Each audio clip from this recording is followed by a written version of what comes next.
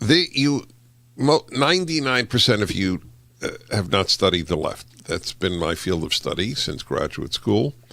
That is what the left has always done. They label their opponents. They do not debate them.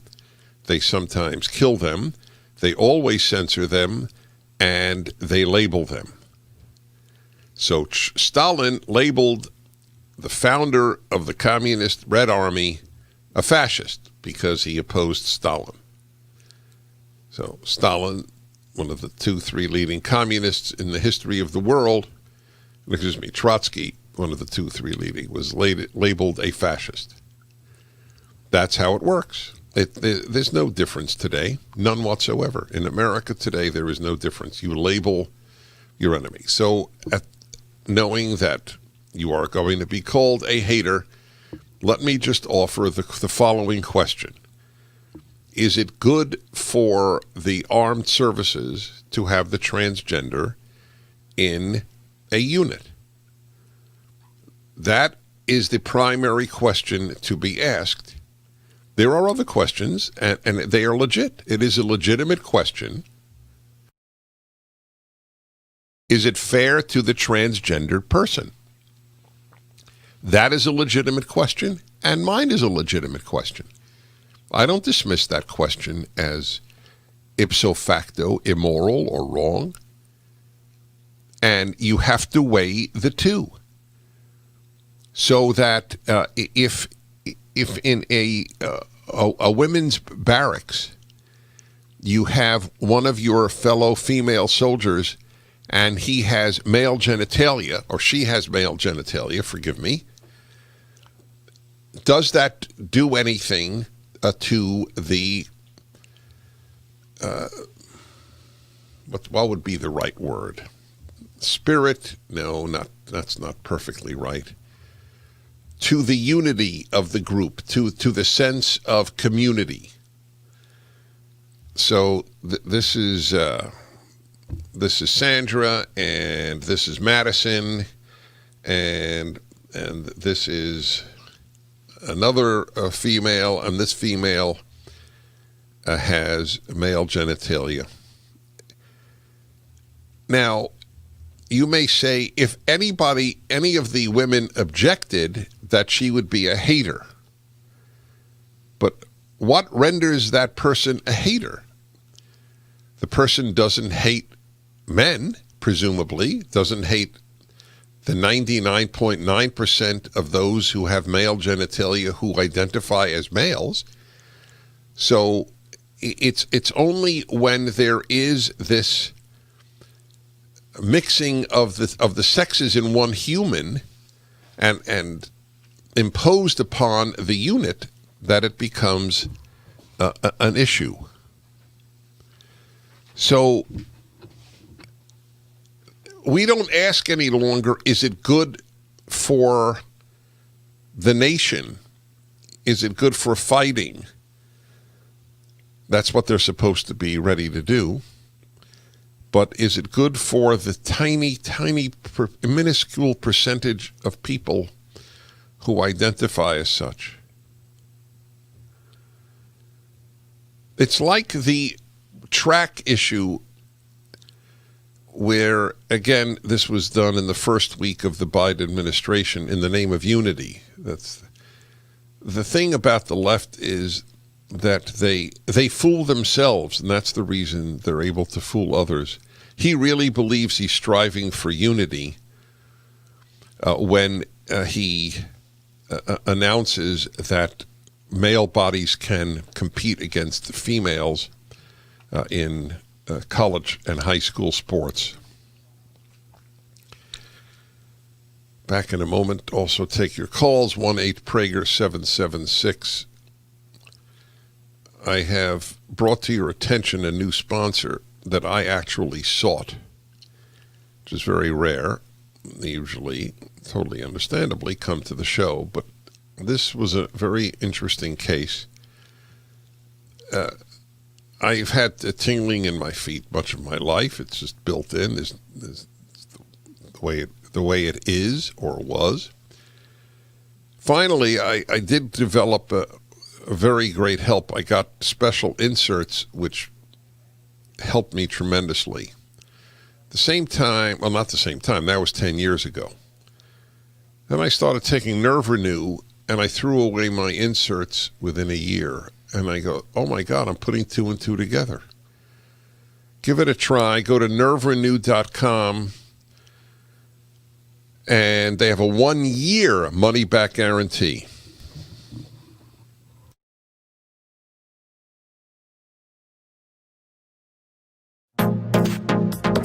Trending now on the Mike Gallagher Show. Senator Lindsey Graham last night with Sean Hannity on Fox News. I had a great meeting with Senator McConnell today. I think every Republican sees the House process as an affront to the presidency and due process. So what's going to happen? If she delivers the articles to us, they'll have to be disposed of under the process of the Senate. If we could get 51 senators to dismiss, it's all over. There's more than a handful of Democrats praying that Joe Biden will get on the phone and call Schumer and say it's over, because they understand this is going to blow up in their face politically. I've never felt better about the Republican Senate conference being united behind the idea that what the House did was wrong in terms of process, and I think we're going to have an overwhelming Republican vote that this second impeachment of Donald Trump is unconstitutional. Well, that was last night. Today, Chuck Schumer announced that Pelosi has informed him that the article of impeachment against President Trump will be delivered to the Senate on Monday, which paves the way for a trial. It's obviously a developing story. We're going to see what happens next. We're going to see what Republicans are made of. And honestly, I don't know that Rand Paul is incorrect. I think Rand Paul is absolutely right. There's been all this talk about a Patriot Party, a third party. If Republicans are stupid enough to vote to convict a guy who's already out of office of impeachment, of inciting an insurrection, there won't be a Republican Party left. Keep up with what's trending. Subscribe on YouTube today.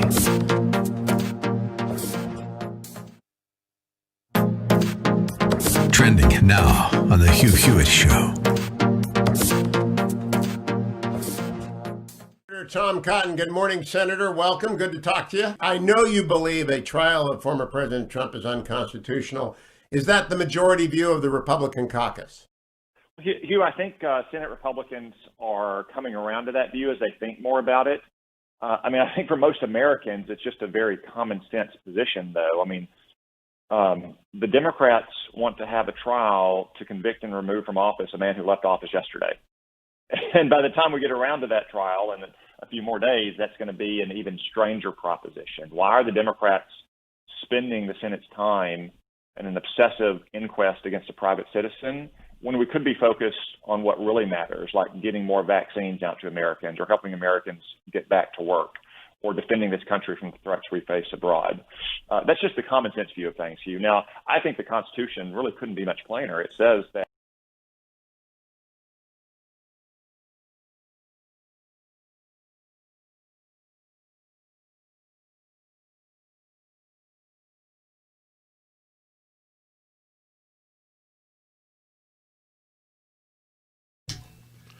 Hey, everybody, there is one more product I want to tell you about this hour, Navage.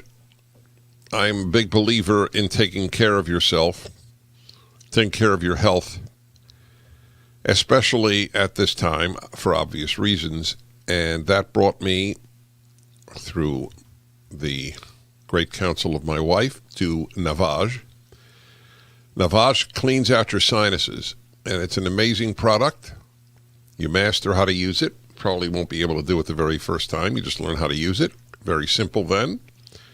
Cleans out your nose and your nasal passages. You breathe better. You're healthier. It's a phenomenal product.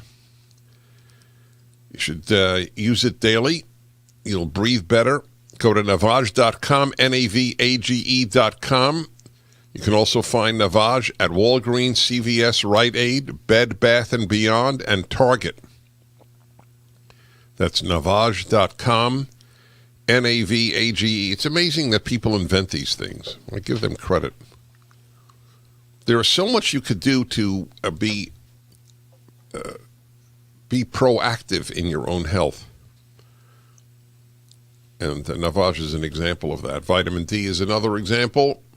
Zinc is another example. Ivermectin and hydroxychloroquine these days are other examples. The NIH has now stopped its opposition to the use of ivermectin. It hasn't gone so far as to endorse it. So were they wrong until now? Yes, they were wrong until now. Has the NIH killed a lot of Americans because they were wrong until now? Yes, the NIH has killed a lot of Americans because they were wrong until now. I say this with no joy. Did they mean to kill tens of thousands of Americans? Of course not. Are they wimps? Yes. Cowardice kills. How's that? That's a good one. That's like make hay while the sun shines. Mark, Liberty, South Carolina. Hello. Yes, how you doing, Dennis? Quite an honor to speak with you, sir. You're my. Remember one time they said Walter Cronkite was the most trusted man in America. You are that to me, sir. Thank you. It's very my kind. My comment is what you spoke of earlier about people who quote the Bible and look down upon in the leftist media. Yes. I wonder what they think of 53 years ago. Apollo 8 orbited the moon, and I remember watching it as a kid, and they quoted from Genesis, and that was one of my most profound memories of growing up, to see that. That's right. On the TV, them actually quoting Genesis. I just wonder what you think about that. It's one of the most stirring things I ever watch. I've seen it a number of times. Of course, it wouldn't happen today. People wouldn't even know what he was quoting, or she were quoting, if an astronaut did that. The sea change in American life. In many ways, America is more different from when I grew up than America was when I grew up from the 19th century. Technologically, America was very different, no question. My grandfather saw the country go from horse and buggy to astronauts on the moon, and it blew his mind. I'm not sure he fully believed that they got onto the moon. So technologically, that was the era of the greatest change. But in terms of the values animating the country, with a handful of exceptions, the country is much less racist over time, and became the least racist multiracial country on earth, which is ironic because now it's called racist and systemically racist and so on. It's in the DNA, according to Barack Obama. Amazing to charge a country. Is anti-Semitism in the DNA of the Germans? It's an interesting question, isn't it? I'm sure there would be Jews who would say yes. So is there anti-Semitism in the DNA of the French? According to polls, the French were more anti-Semitic than the Germans. Anyway, this is what we have. This is what we're facing today. This change. So when I grew up, to cite the Bible was just normal. When my grandparents grew up, it was normal. When their grandparents did, but now it's not. That's what I mean. The difference is so dramatic.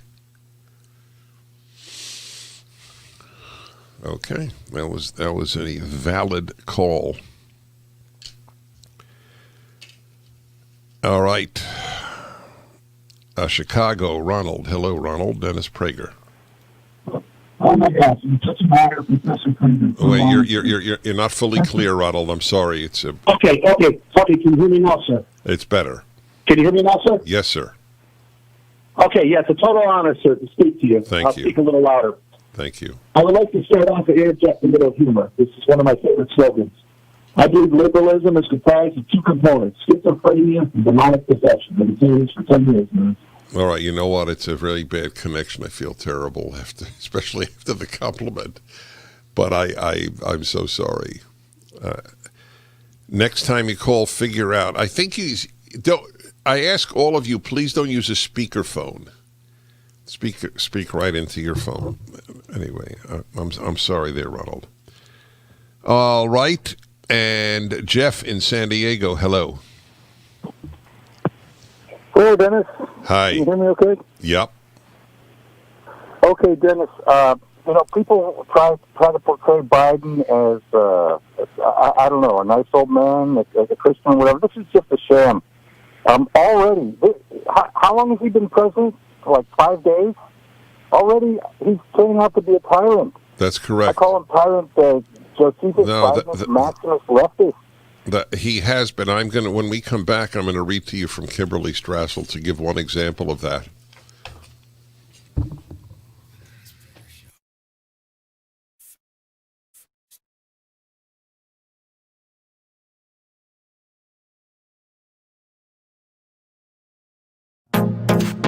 Trending now on the Charlie Kirk Show.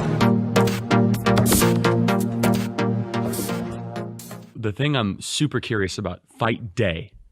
What does your day look like? That day must be the longest day of the year. It feels like, honestly, like a minute is like 2 Forever. days. You're like, come on, let's get this over with, right? Literally. Do you sleep well the night before? Nah. Yeah, usually I'm not sleeping, You're in your hotel room going through. Yeah. And you just got done doing like the weight cut. So, you just lost 20 pounds and you're completely depleted. You took all the salt out of your body. You're dehydrated because you're pretty much water loading. And then you take all the water and the weight off you and you're just completely dehydrated. And you weigh in the day before the fight. You do weigh in the day before the fight. So you got 24 hours to rehydrate and then you fight. So like that whole process is like you're rehydrating, you're trying to put the right nutrients in, but you can't put them in too quick because if you put them in too quick, your stomach and your system's not going to take it and you're going to throw up. So do you have a nutritionist that comes with you that helps monitor all that? Yeah, I have a nutritionist. So it's fascinating. So it's not just being able to psychologically prepare. You have to, because you're just cutting. You got to make the weight. Yeah. And if you don't, that's just, you're done. There's no fight. Right? Well, there's a fight, but then you have to give up 30% of your purse. So if you're fighting for $1 million, you got to give up $300,000. Have you ever not made the weight? Never. I'm a true professional. I'm a businessman. Yeah. When I sign a contract, I'm a man of my word. I'm going to show up and I'm going to make weight and I'm going to handle my business like a businessman. Wow. And so then the day of the fight, what time do you wake up? What does that look like? What do you do? Do you watch TV? Do you just say like, let's get this day over with as quickly as possible? Usually when I wake up, I'll have like a bunch of carbs, like some pancakes, because, I've been depleting myself low carbs for a couple weeks. So I'll have some pancakes, I'll have some eggs, some turkey sausage, some healthy stuff. And then it's just visualizing, watching a little bit of tapes to see, what areas a guy's good in and to see what his strengths are and to see what his weaknesses is. And then it's just really just being by myself, just making sure it's just my thoughts and my feelings and my emotions. I don't want anybody else. I don't want to hear what anybody else has to say. I want to be selfish in that moment. And that's probably a mean thing to say. No, it's great. Keep up with what's trending. Subscribe on YouTube today. Trending now on the Mike Gallagher Show. Hey, Mike, this is Tom in Chicago. It costs $20 million a day for the Senate to convene. They're wasting more money when they have the people's work to do. Just what is wrong with these people? Great question. I wish I had the answer. Well, I've got a couple of answers. Senator Rand Paul this week on Fox News suggested what will happen to the Republican Party if Republicans go along with this cockamamie plan to convict Trump of inciting an insurrection. My fear is that if Republicans, particularly Republican leadership, goes along with this impeachment, they'll destroy the party. And so I think it's a huge mistake. I think it's a hugely...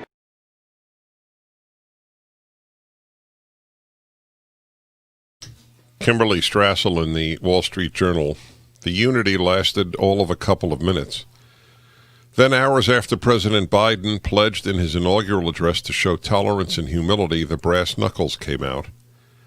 One duster was aimed at Peter Robb, General Counsel of the National Labor Relations Board. Within minutes of Mr. Biden swearing in, and as the new president told the nation it needed to be better, the new White House delivered Mr. Robb an ultimatum: resign by 5 p.m. or be fired. The general counsel position is a Senate-confirmed 4-year appointment at an independent agency. Mr. Robb had 10 months left in his term. No NLRB, National Labor Relations Board, general counsel had ever been fired, and the Biden White House provided no cause for the action. Mr. Robb pointed all this out in a return letter and respectfully declined to step down. So Mr. Biden, quote, "we must end this uncivil war," unquote, canned him. For all Mr. Trump's bad manners, his administration's actions were largely by the book. Mr. Trump never fired Richard Griffin, Barack Obama's NLRB general counsel, who served 9 months to the end of his term in 2017. For all the talk of Mr. Biden is the embodiment of gentlemanly politics, Democrats have no intention of playing by the rules.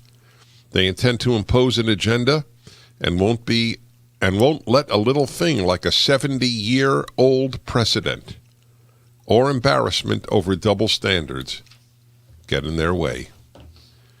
The new president is under massive pressure from the progressive left, including many service unions, to act aggressively on climate. Yet his first-day executive action canceling the Keystone XL pipeline prompted a furious rebuke from blue-collar unions that are set to lose jobs.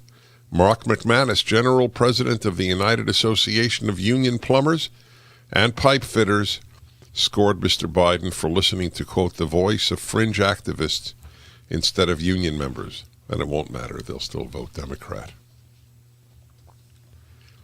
So how do you like that? The NLRB General Counsel, first time in 70 years, one is fired. Is the mainstream media reporting this, that Donald Trump let the Obama appointee stay through his term? Of course not.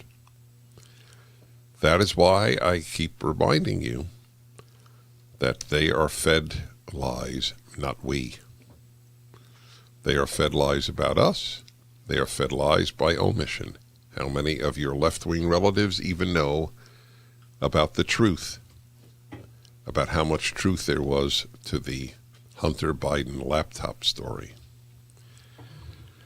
All right, Mike, Mark, Robert, Josh, Nick, Jeff, Ronald, Paul, I am sorry that I didn't get a chance to take your calls. We now move to the Ultimate Issues Hour and leave politics. Praise the Lord.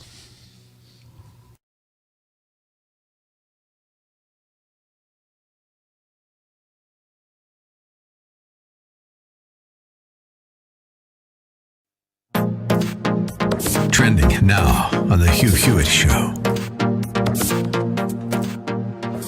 The question is on immigration. I asked Peter Baker yesterday if the president's new proposal of an 8-year path to citizenship and stopping the wall was an opening bid or a bottom line. And he agreed with me that if it's a bottom line, it's dead on arrival. Do you agree with that? Well, I certainly hope so, and I'll do everything I can to make it so. But let's remember, Hugh, even if it's just an opening bid, there's an element of kabuki theater here.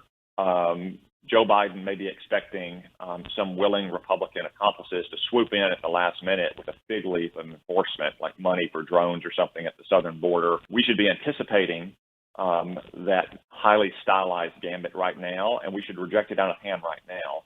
Republicans should not pass an amnesty first bill that puts an amnesty in place for 15 million illegal immigrants while also increasing guest workers visas at a time when we still have 10 million people out of work. The focus should be on getting Americans back to work and getting our border secure and enforcing immigration laws at the place of employment. This bill, by the way, is not just lacking in enforcement, Hugh. It actually guts enforcement. It guts the E-Verify program that we already have in place that some states use on a mandatory basis that we should use nationwide. So Let me ask you, Senator, very quickly, is it an absolute must-have, the completion of at least 700, and I would prefer 900 miles of wall of the sort that President Trump has built? No, Hugh, I don't think the wall in itself is the only or is a critical point that would get Senate Republicans to vote for an amnesty. No, we shouldn't proceed to a discussion of a bill that's going to be focused on giving American jobs to foreign workers. Keep up with what's trending. Subscribe on YouTube today.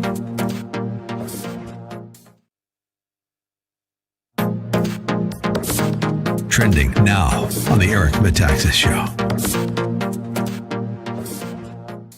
Can you imagine the President of the United States feeling an obligation, I guess, to his people to bring up these two things, which I consider essentially fake? I mean, the idea that anybody that you know or I know would agree with white nationalism or domestic terrorism, much less be a part of it, is just outstanding. It is breathtaking to me that he said this in an inaugural speech where he's calling for unity. I just... No, you're not by yourself. And there's a lot of people that are pointing to the same realities, that it's one thing to have rhetoric that talks about being unified.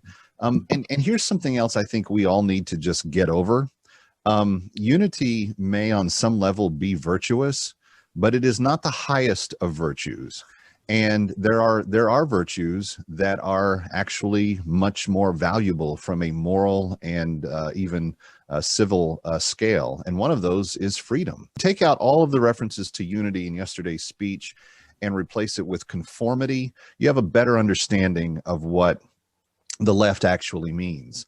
But I think that there are some things that are far more important than unity. Clarity is one of them. To be clear and to clearly understand what truth is a far higher, greater virtue than unity. I also believe that at the end of the day, conformity is what they're really talking about. I believe that the defense of freedom is a greater virtue than what they're dealing with. So that's kind of where we're at.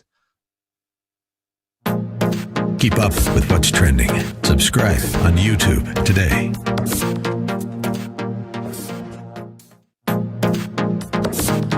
Trending now on America First with Sebastian Gorka. When you have AOC say that she is literally on camera, I am afraid of being shot by my fellow congressmen who are Republicans. Think how crazy this is. So look, AOC goes on, and she'll call Ted Cruz a white supremacist. Ted Cruz isn't even white, and a whole bunch of other stuff, right? It's one thing you just calling the white people white supremacists. Right. You're also calling the Latino people white supremacists. Look, if Candace Owens can be a white supremacist, then right? I know exactly. But this concept where they've used emotions to supersede everything. She knows that she's not afraid that one of her fellow congressmen is going to shoot her. But think how dangerous that language is. And it's very tempting then for us to go in with equally as emotionally charged and over the top language. But that's just all of us going on the road to hell together. So the question really is like, well, what do you do? So what do we do in the face of a group of people who now have power, whose goal is to have power, who are telling us what they're going to do with that power? What do we do as people that don't want to use governmental power? This is the great challenge, I think, of our time for liberty-minded people. It's like, all right, we're live and let live, but if the other guys are trying to come onto our property and do stuff or indoctrinate our children or whatever it might be, then our live and let live has to have some limit. Keep up with what's trending. Subscribe on YouTube today. Trending now on the Charlie Kirk Show. You've been unafraid to wear the Make America Great Again hat, the Keep America Great hat. I guess when you win, you could do whatever you want. That's true. And, I don't have these owners or people telling me what I got to do, or the woke mob, trying to cancel me.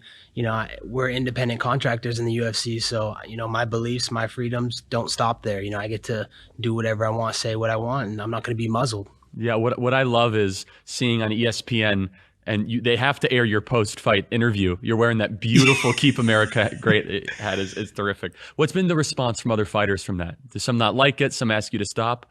Some people, they get jealous. They want to follow that trend. They see that, the numbers that it's doing, and, that call with the president on fight night, I had 10 million viewers on the ESPN page, so they can't deny me. I'm undeniable. Yeah. That's the highest rated and numbers the show's ever done with that call. So, I think a lot of people, they want to follow in those steps, but they don't want to receive the backlash. There's a lot of negative that comes with being a Trump supporter or a Republican, It's not a cool thing. I don't think Antifa is going to mess with you anytime soon, though. I hope so, man. I was telling President, send me out there, man. Put me in the middle of the Antifa, man. Let me go. Keep up with what's trending. Subscribe on YouTube today.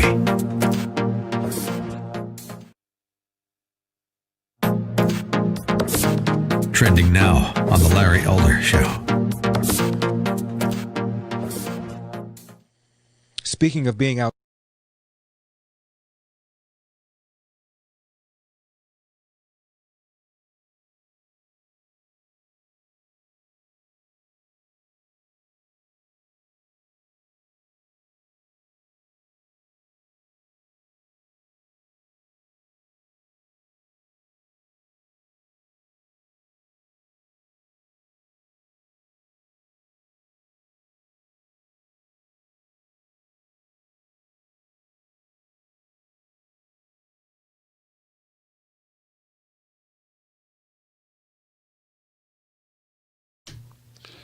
Well, this is it, everybody. The Ultimate Issues Hour, the third hour of the Dennis Prager Show every Tuesday about some great issue of life. And if the recent past has not made you keenly aware of how important it is to work out some of the great issues of life, I guess nothing will. So, on a number of occasions, mostly not, but on a number of occasions I have a guest for the Ultimate Issues Hour, and I have a risky topic. Yes, indeed. Riskier than sex. The topic is death. That's the riskiest topic you can address. People don't want to think about it. Ever since Ernest Becker's book, The Denial of Death, many years ago, where he made the case that that's what people work hardest at. Denying death. But it's a fact of life, and it is best to address it. And the book is The Beauty of What Remains, and it is a Rabbi Steve Leder. Is it? I know you as Steve, so forgive me. Is it Leder or Steve Letter? Works just fine. Thank you. Leader or letter? Steve works just fine. I know you as Dennis. That's correct. Leader. Okay, good. Yeah. Well, I've had you on before. You were a very popular guest. The book, again, is The Beauty of What Remains. I was actually pleasantly surprised to see at how well it is doing on Amazon. People, everybody knows everybody knows they'll die. Everybody knows that loved ones will die. I mean, that is the what is it? Only death and taxes are inevitable. So you would think that more would be done. I was reading your book, and it was fascinating to me that you wrote the most popular High Holy Day sermon you ever gave was the one on death. Yeah, that's correct. It was 3 years ago. And in a way, the book is, to some degree, an apology for that sermon. So let me explain. I gave that sermon about 3 years ago. Many of your listeners would not know this, but the holiest night of the year for Jews is constructed, and as is the following day, is constructed in many ways to force us to think about our deaths. It's almost like a Jewish day for the dead. For example, we wear white to mimic the burial shroud that traditional Jews are buried in. We fast because the dead neither eat nor drink. We begin the service by taking 3 of our sacred scrolls out and holding them in front of the congregation. Those 3 scrolls represent the heavenly tribunal that legend has it we will stand before after we die. And they're standing in front of the empty ark that holds those sacred scrolls, and the Hebrew word for ark is the same as the word for coffin. So imagine the imagery for people who realize what they're looking at. You're standing before these 3 symbolic judges in front of your open casket, dressed in a burial shroud-like garment, and it is all meant to force us to think about our deaths so that we will change our lives for the better. Death, in my opinion, and this is after 33-plus years of being up close with it, with 1,000 or more families, to me, death is really the ultimate teacher of how and why we should lead more meaningful and more beautiful lives. Now, what happened with that sermon is I wrote it and delivered it that evening, and then 1 year later to the day, Dennis, the morning before Kol Nidre, 1 year after that sermon, I buried my father in Minnesota. And that was after a 10-year journey with him through Alzheimer's. And then I was really encountering my own very personal loss and grief.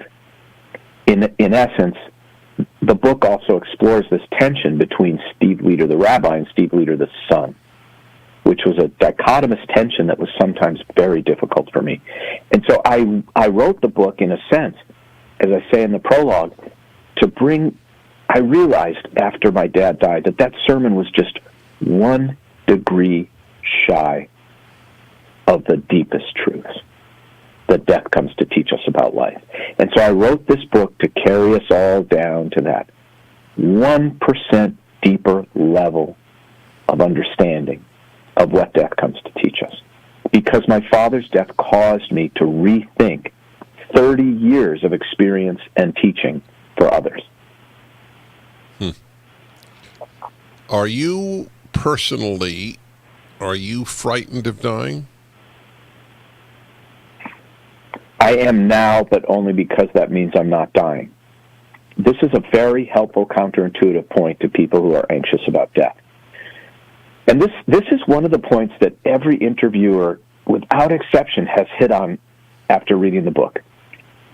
In the book, I talk about the fact that I've been, and this is not rabbinic hyperbole, I've been next to the bedside of at least 1,000 dying people. And I ask, and by dying, I mean actively dying, hours or a day away from death. And I ask, are you afraid?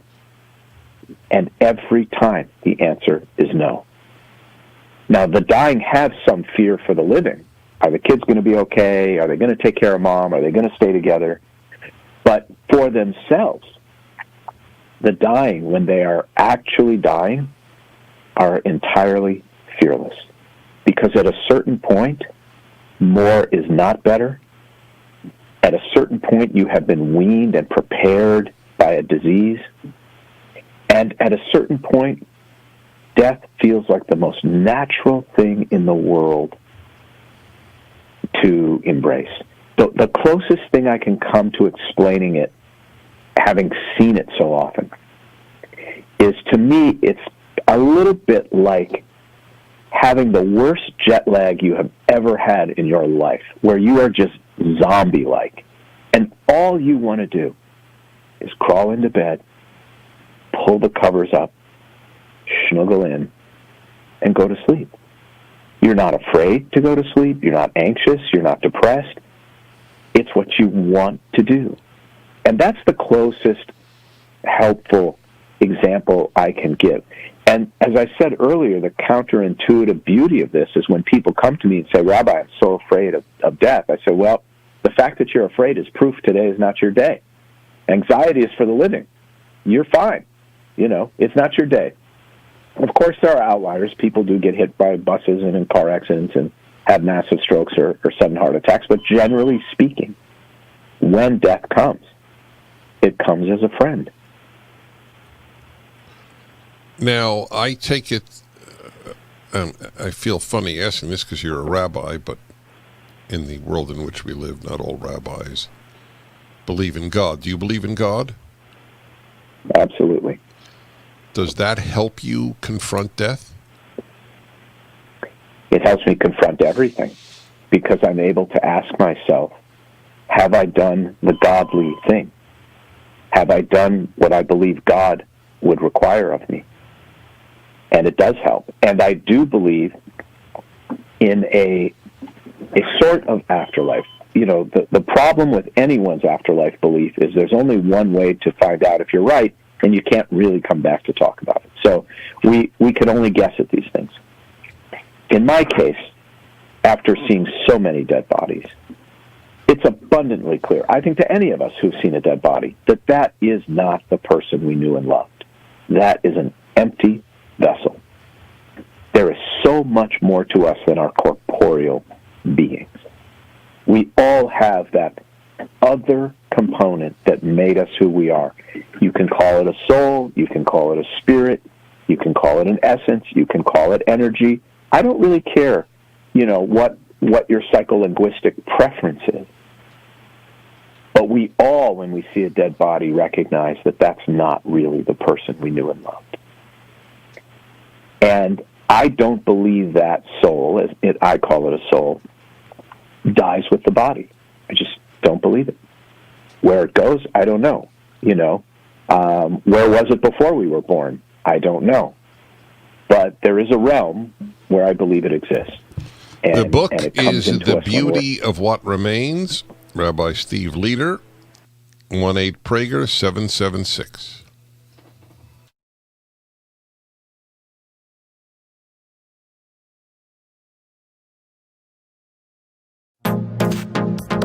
Trending now on The Mike Gallagher Show.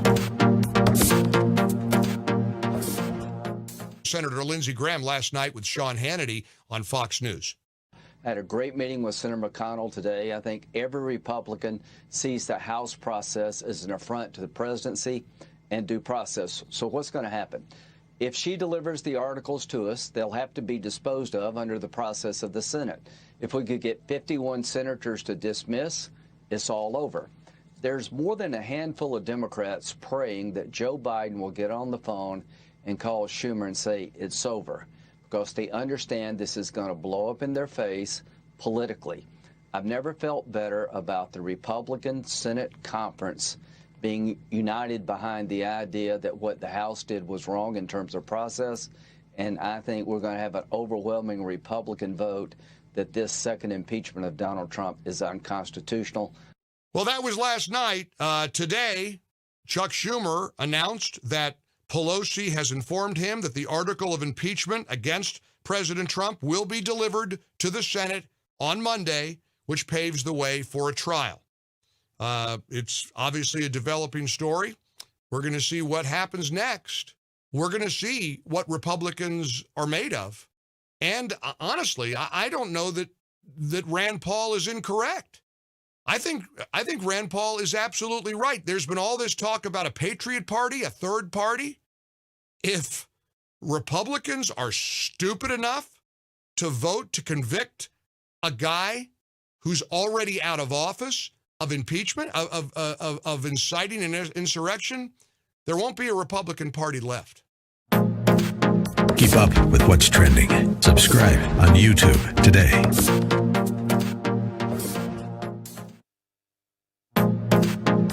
Trending now on The Hugh Hewitt Show. Senator Tom Cotton, good morning, Senator. Welcome. Good to talk to you. I know you believe a trial of former President Trump is unconstitutional. Is that the majority view of the Republican caucus? Hugh, I think Senate Republicans are coming around to that view as they think more about it. I think for most Americans, it's just a very common sense position, though. The Democrats want to have a trial to convict and remove from office a man who left office yesterday. And by the time we get around to that trial in a few more days, that's going to be an even stranger proposition. Why are the Democrats spending the Senate's time in an obsessive inquest against a private citizen when we could be focused on what really matters, like getting more vaccines out to Americans or helping Americans get back to work or defending this country from the threats we face abroad? That's just the common sense view of things, Hugh. Now, I think the Constitution really couldn't be much plainer. It says that the President, the Vice President, and civil officers of the United States shall be subject to impeachment, conviction, and removal from office. Donald Trump is none of those things now. And to put a punctuation mark on that, Hugh, the reports I'm hearing in the Senate is that the Democrats propose not to have John Roberts preside over this trial because the Chief Justice only presides over the trial against the president. And if that's in fact their position, they are admitting that Donald Trump is no longer the president and therefore is not susceptible to impeachment proceedings. The whole thing, again, to me, just shows how obsessive the Democrats and the media have become about Donald Trump over these last 5 years. Donald Trump may no longer live in the White House, but he is living rent-free in the heads of Democrats and the media. Keep up with what's trending. Subscribe on YouTube today.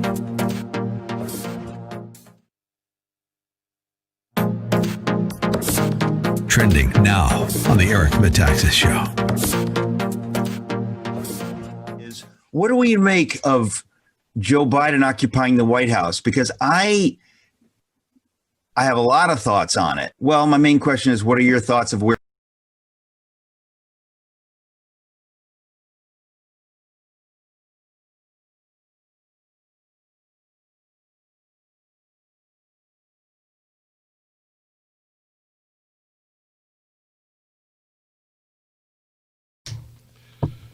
Unfortunately, the film No Safe Spaces was prophetic. Film Adam Carolla and I starred in. It's the #1 documentary, I believe, in the country this past year. Is, by the way, now available at salemnow.com. With the suppression of free speech in this country continuing like a train that has just gone off the tracks and continues to wreak havoc. The film is powerful. I beg you to see it, in particular to show it to your kids, whatever their age. No Safe Spaces is the name of the film. It's funny and it'll make you cry as well. You'll laugh and cry. Portions of today's program are brought to you by the film No Safe Spaces at salemnow.com. My guest is Dr. That's funny. You know, I'll tell the rabbi what that reminds me of, is Rabbi Steve Leder. Do you know what it reminds me? And I was going to say doctor. I don't know if you heard. I'm sure you did, but in case you didn't, there's a great line of Milton Himmelfall, a great Jewish thinker of the last generation. When rabbis became doctors, Jews got sick. Yes, the famous line. Yeah. That's right. Yeah, it's really great. Yeah, or Judaism got sick. Yeah, one of the two. That's right. I don't remember. Yeah. Good point. Yeah. Rabbi Leder, rabbi of the Wilshire Boulevard Temple in Los Angeles, is the author of The Beauty of What Remains, and it's his reflections on death. And having been with, by his estimate, 1,000 dying people, not to mention how many funerals, etc. Yes. Why, this is a bit, it's completely related, but it is obviously not the subject of your book, but related. Why do so many Jews not believe in the afterlife? Well, Judaism, particularly the first wave of Jews to America, were heavily influenced by the Enlightenment and pragmatism and rationalism. And the whole imagination of the Talmud when it comes to the afterlife is pretty non or even anti-rational. You know, people being resurrected, bones coming up, taking on flesh, rolling in tunnels under the earth to Israel to live in a utopian afterlife. That's kind of like studying in a great, academy. It just rubbed up too hard against the ideals and values of the Enlightenment that swept across Europe after Napoleon liberated the Jews. And I think that it just was too non-rational or anti-rational, and so it got tucked in a drawer for all but the Orthodox community, and we started to embrace other ideas, which are less specific and therefore easier to embrace if you're a rationalist. I really think it's that simple. But I'll tell you, ask any rabbi who has dealt with any significant number of families who are grieving. And that rabbi will have heard far too many stories about things like, butterflies showing up on his birthday every year, or a certain song playing the moment you were thinking about her, or a memory from a smell or a breeze or a dream, and we've all heard these stories, and I can tell you I've heard far too many to dismiss them as sheer coincidence or nonsense. I just don't see it that way. And in another way, the book is a dual narrative. It's a field guide for grief and loss and mourning, but it's also my story of my journey with my father through Alzheimer's and his death and his afterlife. I feel and encounter my father every single day. He still makes me laugh. He still warns me about a potential mistake. He still humbles me when I, get too haughty. And he still comforts me. And he still annoys me. So, now maybe this is just, people would say, an afterlife of memory. I say, so what? It works. And I appreciate it. This is part of the reason I called the book The Beauty of What Remains. Because my relationship with my father is in many ways more beautiful now than it was when he was alive. And that's a gift. Do you ever tell parents who've lost a child that they will see them again? I don't, because I can't say that with certainty, and people who have lost a child are in such a searingly vulnerable emotional state that I would never want to present something to them that I wasn't absolutely certain of, and I will say that you're going to experience him and feel him for the rest of your lives. I've dealt, unfortunately, with many, many families who have had to bury a child. And, it's sort of like a phantom limb. It's an amputation, but you still feel the limb there, always, for the rest of your life. And this leads to a nuanced point I make in the book about memory. This is one of the things from the sermon, Dennis, that I had to change as a result of losing my father. We have all these platitudes about memory. May his memory be a blessing. She'll live on in memory. Thank God we have memories. And that's all true. But there's a duality to memory that we don't fully embrace. And that duality is that, yes, memory is beautiful. And it really, really hurts. In the book I say it's like being caressed and spat on at the same time. That's memory. And that's what we somehow have to find a way to make peace with. Just like we have to find a way to make peace with the cognitive dissonance we feel toward our parents in life and in death, right? We all have this tension in us between things that we're grateful for and that sting us. And that's so intensely true for the death of a child. And I'll tell you another thing that I learned because of my father's death and my grief. I used to say to parents, sitting in the chapel before the service began to bury their child, I would look them in the eye and I would say, Dennis, the most honest and helpful thing I can say to you right now is it won't always hurt so much. Then my father died, and I don't say that anymore. What I say now is, Dennis, the most honest and helpful thing I can say to you right now is it won't always hurt so often. All right, we'll continue. I have my own set of questions.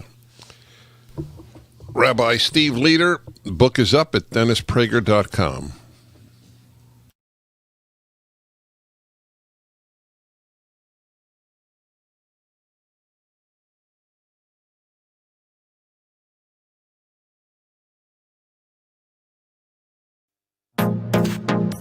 Trending now on The Hugh Hewitt Show.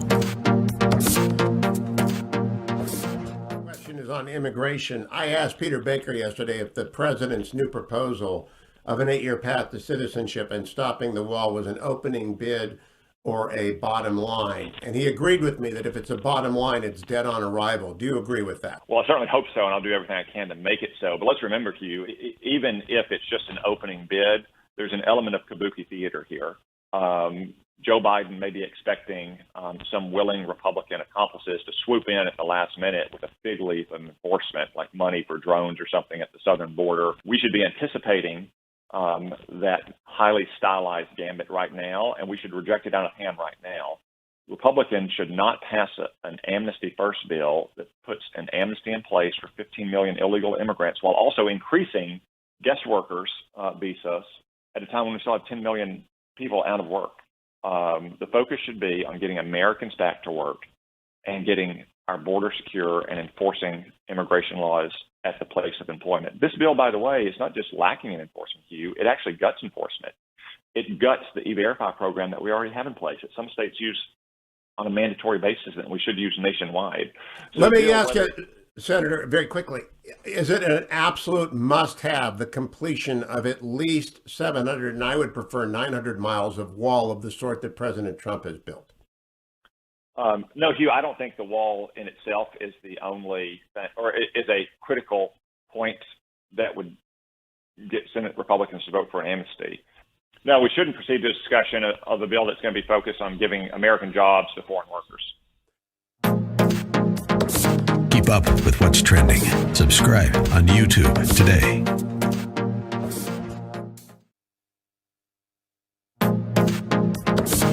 Trending now on the Eric Metaxas Show. Can you imagine the President of the United States feeling an obligation, I guess, to his people to bring up these two things, which I consider essentially fake? I mean, the idea that anybody that you know or I know would agree with white nationalism or domestic terrorism, much less be a part of it, is just outstanding. It is breathtaking to me that he said this in an inaugural speech where he's calling for unity. I just... No, you're not by yourself. And there's a lot of people that are pointing to the same realities, that it's one thing to have rhetoric that talks about being unified. And here's something else I think we all need to just get over. Unity may on some level be virtuous, but it is not the highest of virtues. And there are virtues that are actually much more valuable from a moral and even civil scale. And one of those is freedom. Take out all of the references to unity in yesterday's speech and replace it with conformity. You have a better understanding of what the left actually means. But I think that there are some things that are far more important than unity. Clarity is one of them. To be clear and to clearly understand what truth is a far higher, greater virtue than unity. I also believe that at the end of the day, conformity is what they're really talking about. I believe that the defense of freedom is a greater virtue than what they're dealing with. So that's kind of where we're at. Keep up with what's trending. Subscribe on YouTube today.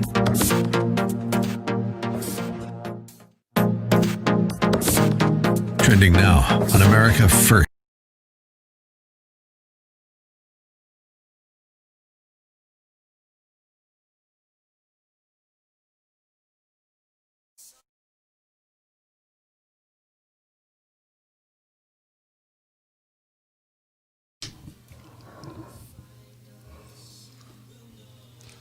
Ultimate Issues Hour, the third hour every Tuesday on the Dennis Prager Show. I am Dennis Prager, and you can't get more ultimate than death, and that is the subject, with Rabbi Steve Leder of the Wilshire Boulevard Temple in Los Angeles. And his latest book is The Beauty of What Remains. So I have two challenges for you. Okay. And one is when I asked you why so many Jews don't believe in an afterlife, and I think your answer was entirely apt. Jews bought into at least many non-Orthodox Jews bought into the Renaissance, not Renaissance, how funny. The Enlightenment. In the Enlightenment, yeah. and embraced reason. I don't expect you to be familiar with my thinking, but we live in an age of irrationality that makes the Orthodox village in Poland look like a secular university. And I'll give you an example. I have talked about this, I don't know about if I have on the air, but many, many years ago, in fact, shortly after I arrived in L.A., a rabbi whose name I won't mention, he was a legend in Los Angeles, and I attended a funeral at which he spoke, a non-Orthodox rabbi, and he said, of course, we Jews don't believe in an afterlife. We live on through our good deeds and through the memory of our children. And I said to myself at the time, that is far more irrational than anyone who believes in the resurrection of the dead. In fact, it's not just irrational, it's stupid.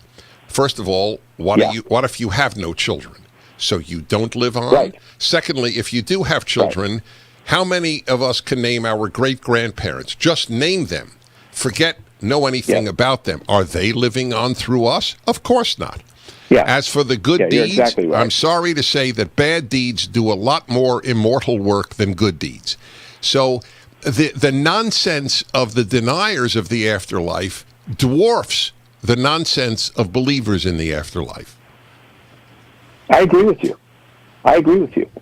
And look, as I said before, just really look at a single dead body, and you will see in a very real and visceral way that is not the sum total of who we are. It's a vessel.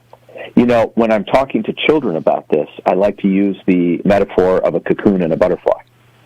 The body is a cocoon. When we die, it releases the butterfly. And this makes perfect sense to children, by the way. And it's a good way to think about it for young people. And it's a beautiful image as well. But you're right. I mean, it's a ridiculous notion that we live on in memory, because at some point, the memories are dead. Incredibly famous. Right. Memory's gone. Exactly. That's right. Okay, That's right. So that brings me to my challenge to you. When I said to you, do you say to parents who lost their child, you will see your child, and you say you don't because you can't be certain. So, of course, well, we can't be certain that there is a soul either. I mean, that we rationally believe there is a soul, but we're not certain. So what prevents you from giving that comfort, which would not defy what... I'm not asking you to say things you don't believe. Well, you do believe in an afterlife, so why wouldn't you say that to that parent? Because I don't envision, and obviously, again, there's no way to be certain. For me, I don't envision a decomposed body returning back to its former state as the body of that child and being reunited with that child's soul. I don't see. Wait, you mean reunited with that child's body or reunited with that child's soul? Well, when you say you're going to see your child again. Okay, so fine. So you're taking the word "see" literally. Okay, that's fair. Correct. As would those parents in that vulnerable state. So would you say you will experience your child again? I would say something like your souls will be together. Something like that. Do you say it? You know, I'm not trying. I'm not trying to get you. I just want to know. Yeah, I have said it. Do I say it every time? No, because, Dennis, all deaths are the same, and they're all very different. And you have to assess the emotional state of the grieving parents. You have to assess it. You have to know how much to say and how quickly to say it.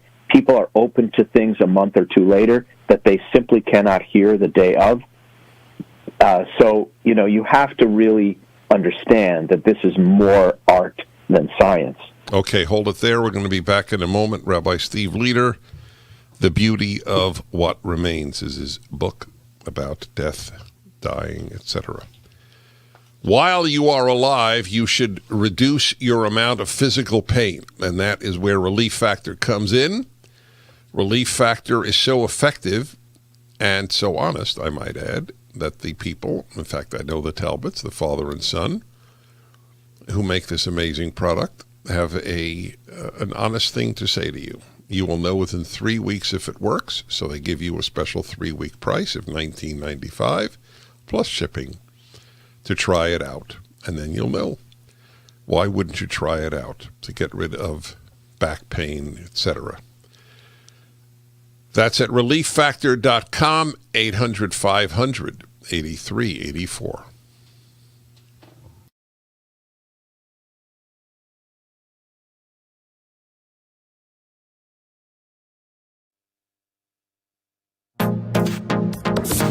Trending now on the Eric Metaxas Show. What do we make of Joe Biden occupying the White House? Because I have a lot of thoughts on it. Well, my main question is, what are your thoughts of where we are now? We are in the midst of a new administration that is going to radically change every single piece of government that they touch. We have seen in the first 24 hours the signing of some 17 executive orders that have stopped the border wall construction. They have renewed visa permits coming from countries where people cannot be vetted, like Syria and Iran and Yemen. They have engaged our enemies in a completely different way. I mean, by that, China and Iran and Russia. They have already spent tax dollars that you and I have paid to help fund abortions that have already happened in other countries outside of our borders now. These are all things that they came in on day one, signed 17 different pieces of paper, and are already transforming American policy in all of these different areas into a very different direction. But this is obviously what America wanted, is it not?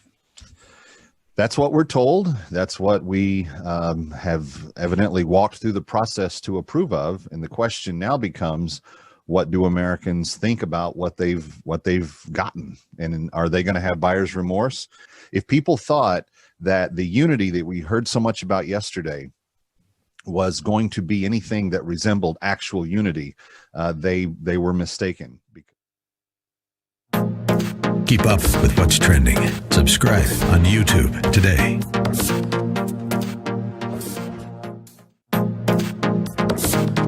Trending now on America First with Sebastian Gorka. You know, I love the free market. Let Rumble do what it's doing. Let Parler find a bloody server. Don't go back to somebody who can just flick a switch. You're creating locals. But I don't want us to end up in conservative ghettos. That's why I love being on Twitter, because ridicule and humor is a massive tool that we can use against crazy people who think you're a racist because of your skin color. What are you expecting in the weeks and months to come? When AOC talks about blacklists, when you see Katie Couric talk about the need to deprogram or re-educate people, how concerned are you that sooner or later we're just going to be in our little ghettos, Dave?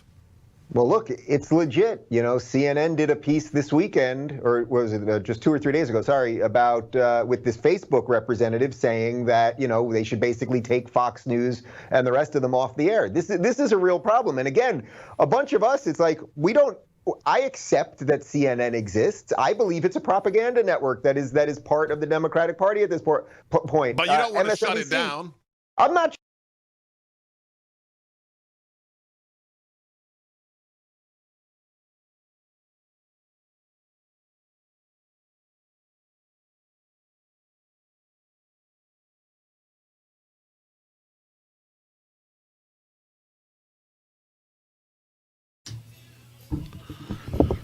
Hi, everybody. I'm Dennis Prager. Ultimate Issues Hour, third hour every Tuesday. I have a guest this week. Distinguished Rabbi Steve Leader, Wilshire Boulevard Temple, Los Angeles, California. His book, The Beauty of What Remains, Reflections, it's not the subtitle, I'm telling you what it's about. And that is about death.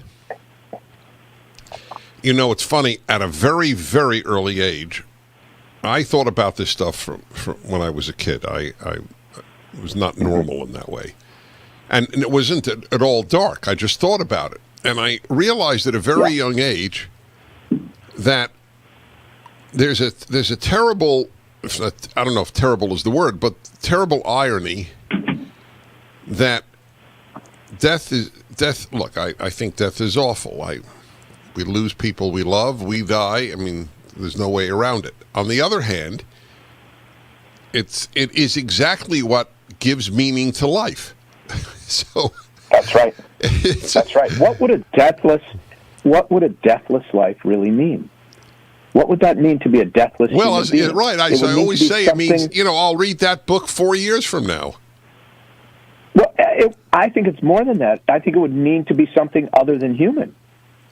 Kafka said the meaning of life is that it ends. It's very simple and absolutely true. And it is only death that impels us to think deeply and seriously about how we live our lives, right? So I'll give you a good example during the pandemic. Do you think if this virus did not have the lethality that it does, do you think for a minute there would have been this global pause and people would have changed their lives so dramatically as a result? Not a chance. If it was a bad flu, we'd all still be living our crazy, crazy former lives. And I'm not here to dismiss the misery of this pandemic and its suffering, but it has taught us, because of its lethality, it has taught us some very, very important lessons. It has taught us something we know but don't always live, which is that it's who we have, not what we have, that matters. It has taught us about loss, the loss of freedom, the loss of invulnerability, the loss of, I think the worst loss of the pandemic, other than death, of course, is the simple opportunity to hug people, to hold people, to be held by other people, to know that no matter how many times we say I love you, and no matter how many times we embrace, it's never enough. It's never enough. Without death, those are very easy things to forget. Right. That is entirely accurate. Tell me what you think of my argument on behalf of the afterlife that I have offered all of my life and on this radio show.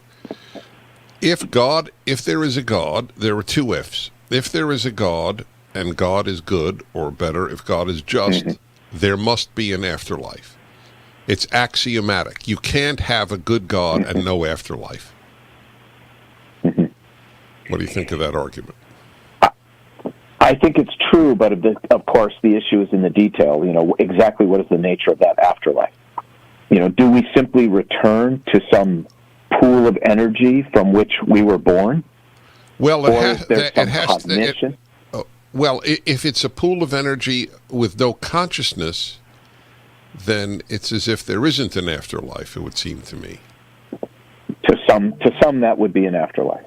Honestly, I know that. I know a dear man in my life who does believe that, but I am not comforted by an afterlife of no consciousness. Right, I understand. Some people are. You are not.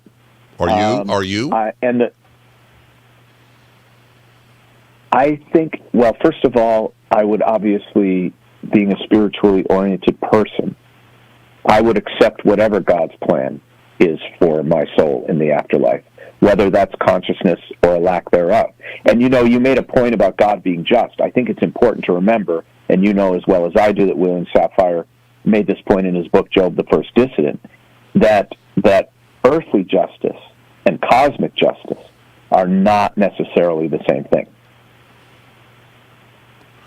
Well, and so you have to really think about what you mean by just. Right. Well, God could be just in a cosmic sense, but not in an earthly sense. I use Abraham. Abraham argued with God. If you're just, you'll save 50 decent people in Sodom. Yes. So the implication of that argument between Abraham and God is that we do share a similar view of justice. Except it doesn't always happen, does it? Those people were killed. Well, not on this planet. Not in this. Anyway, that's not here or there. That I was just I was just curious how you deal with it. Does it give you peace that there is a soul? Very much so. Very much so. It gives me peace for my own soul, and it gives me peace for the souls of the people I deeply love who have died. Very much so. Yes. And you know, again, this is part of what I mean when I say the beauty of what remains. That there is a soul, and it does remain, and it is beautiful. And it's beautiful to think of the soul that remains for those of us who are left behind by the death of a loved one. And you know, I think that mourning is such an important dance with that memory and that soul. That's the thing about mourning. You know, we were talking about that sermon earlier and what I had to change from that sermon. And the biggest thing I changed was my understanding of grief. Your generation, we're not quite the same age, but we're in the same generation, Dennis, and the ones below us, I think, we're done a terrible disservice by the idea that there are stages to grief. Because if there are stages to grief, that means that grief is a linear process. And first you will feel A, then you will feel B, then C, then D, and then it's over. And that's not true. Stealing the line from Tom Friedman about the Middle East, in the book I say anyone who thinks the shortest distance between 2 points is a straight line does not understand grief. Cool. I don't know if cool is the right adjective. We'll be back in a moment.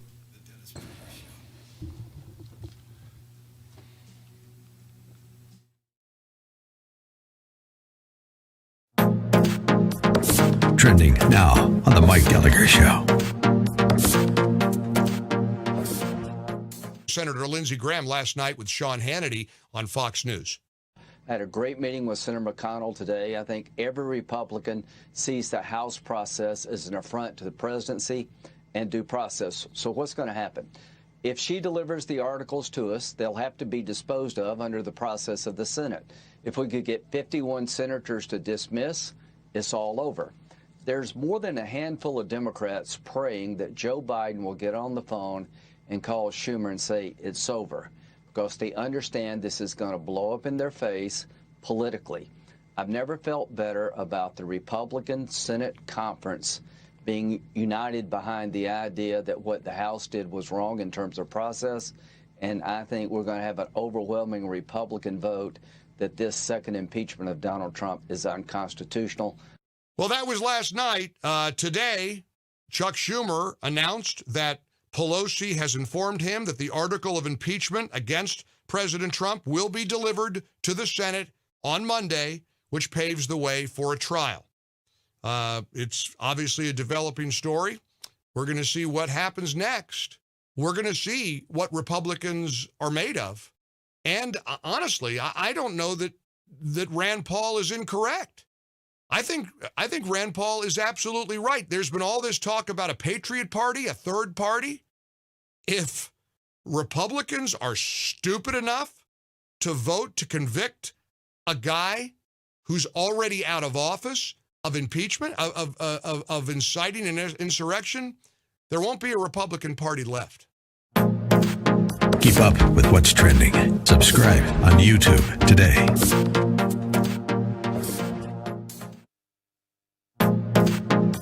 Trending now on The Hugh Hewitt Show. Senator Tom Cotton, good morning, Senator. Welcome. Good to talk to you. I know you believe a trial of former President Trump is unconstitutional. Is that the majority view of the Republican caucus? Hugh, I think Senate Republicans are coming around to that view as they think more about it. I think for most Americans, it's just a very common sense position, though. The Democrats want to have a trial to convict and remove from office a man who left office yesterday. And by the time we get around to that trial in a few more days, that's going to be an even stranger proposition. Why are the Democrats spending the Senate's time in an obsessive inquest against a private citizen when we could be focused on what really matters, like getting more vaccines out to Americans or helping Americans get back to work or defending this country from the threats we face abroad? That's just the common sense view of things, Hugh. Now, I think the Constitution really couldn't be much plainer. It says that the President, the Vice President, and civil officers of the United States shall be subject to impeachment, conviction, and removal from office. Donald Trump is none of those things now. And to put a punctuation mark on that to you, the reports I'm hearing in the Senate is that the Democrats propose not to have John Roberts.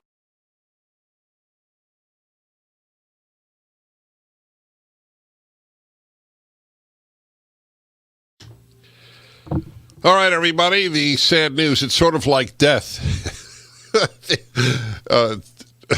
To be a bit light for a moment, the final segment of an hour is what is it?